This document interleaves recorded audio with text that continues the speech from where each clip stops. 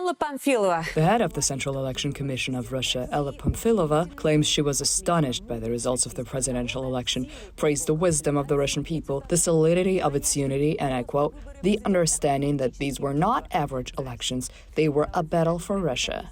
Today, the head of the Central Election Commission handed Putin the presidential credentials for the unlawful fifth term. As many experts forecasted, the West refrained from refusing to recognize Putin as a legitimate leader of Russia, at least we have not heard otherwise. Putin is recognized despite his unlawful rewriting of the Russian constitution, lack of fair competition, and holding elections on occupied Ukrainian land. How are Western leaders going to treat Putin going forward? We asked Alexander Vershbow, former U.S. ambassador to Russia. Greetings, Mr. Vershbow. It's good to see you again on TV Rain.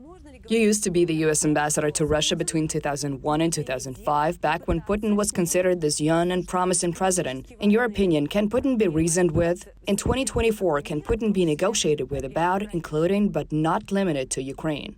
Well, in my time, I think it was a little easier to talk to President Putin than it is today.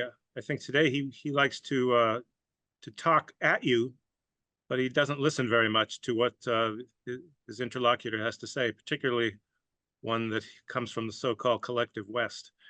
But Putin is very intelligent. He always, I think, was an interesting interlocutor for American leaders, American ministers who would meet with him. But we've learned from bitter experience that you can't trust his word, that he lies almost as easily as he breathes the fresh air. And we're seeing that especially in terms of his characterization of the war against Ukraine. So my days as ambassador were a lot easier than they are today. Now Putin is completely obsessed with his war against Ukraine and his war against the West. And it's hard to get him to listen, to reason, is my impression.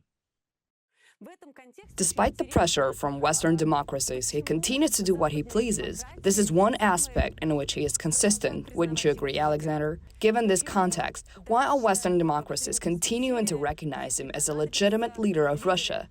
Why is it that in the foreseeable future, the leaders of Western countries will continue to shake hands with him on important matters? Would say he's a legitimate president. He has power, he has control over Russian society. And he's not likely to lose his grip on power anytime soon. But as a legitimate leader, that's questionable, given that these so-called elections were not real, they were not competitive.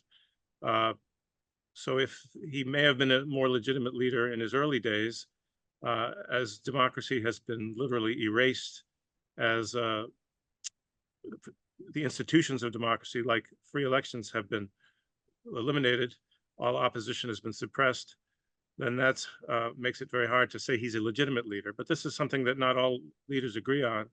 But I think they are very realistic about the nature of the threat that Putin poses, whether you call him legitimate or not.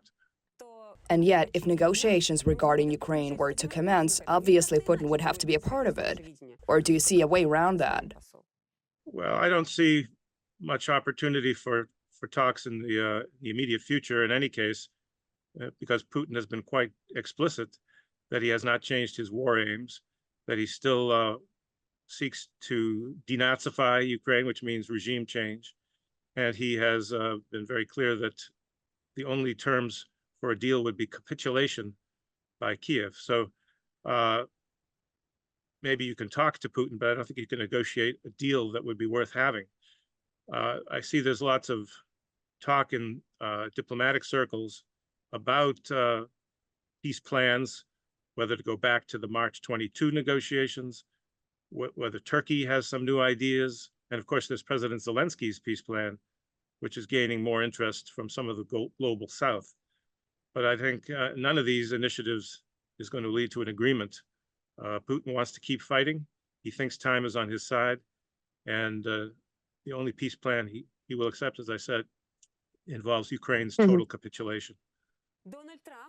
You mentioned the various peace proposals posited by different sides, including one by Donald Trump, who is sure he can negotiate with anyone. According to the peace plan published by the Washington Post, he plans to make Kiev give in to Moscow's demands. Why did he choose this configuration? What do you generally make of Trump's vision of the conflict? Well, the leaks about his peace plan have not been confirmed, but they seem credible to me because Trump has indicated many times that he thinks that Putin and Zelensky are looking for a face-saving solution, and that he, the great negotiator, Trump, the great negotiator, can bring this about. Because his understanding of the realities on the ground and in the possibilities for negotiations are completely absurd. I think that everyone else in the world understands that what Trump is talking about is Ukraine's capitulation by giving to Russia all of Donbass and of course Crimea. And it doesn't appear under his plan, as it's been described, that Ukraine gets very much at all. At best, it might be a temporary ceasefire, and then Russia rearms and goes back to the battlefield. So I don't think this Trump peace plan is worth much consideration, but it could create some confusion among the next few in the next few months, particularly among those Western countries that are overeager for a diplomatic solution. What is your prognosis, Mr. Vershbow? Is it obvious that Putin is not looking for negotiations? At the same time, Ukraine is not willing to acquiesce to losing its territories, while Zelensky is warning of a large-scale offensive that Russia is preparing to commence. How do you see this playing out? Well, the outlook doesn't look too bright in the short term. It's especially dark as long as the United States Congress remains unable to solve this problem now of many months regarding releasing the money for military assistance to Ukraine. There's a little bit of hope about that today in the latest news. Speaker Johnson may be moving the Ukraine assistance forward finally as a separate piece of legislation rather than as part of a package. But I'll believe it when I see it. But until that is solved, Ukraine's situation becomes increasingly dangerous on the battlefield. I think with those arms and with, I would hope, fewer limitations on the use of those arms, Ukraine will begin to regain some momentum and produce at least a more balanced standoff this year, and hopefully with even more weapons and production of weapons at home as well. Ukraine will be able to begin to regain lost ground during 2025. So it's going to be a long war. I don't think it's a stalemate now, and I certainly don't think that if Ukraine starts getting weapons, Ukraine is doomed to a stalemate. It still has the potential to defeat Russia if the Western support is renewed and is constant and sustainable. Thank you very much for joining us, and I hope to see you again soon on TV Rain. This has been Alexander Vershbow, former U.S. ambassador to Russia.